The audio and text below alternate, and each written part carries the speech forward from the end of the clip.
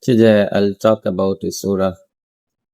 The Messenger of Allah, peace and blessing of Allah be upon him, said that if someone recite this surah every Friday, they will be completely saved from the trials of the Dajjal.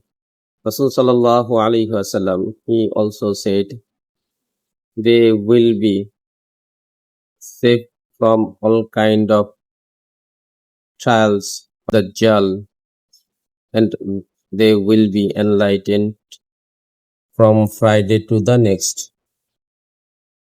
Only true believers, they will be saved from this trial. So let's get started.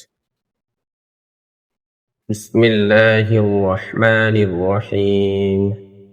الحمد لله الذي أنزل على عبده الكتاب ولم يجعل له عوجا قيما لينذر بأسا شديدا من لدنه ويبشر المؤمنين الذين يعملون الصالحات أن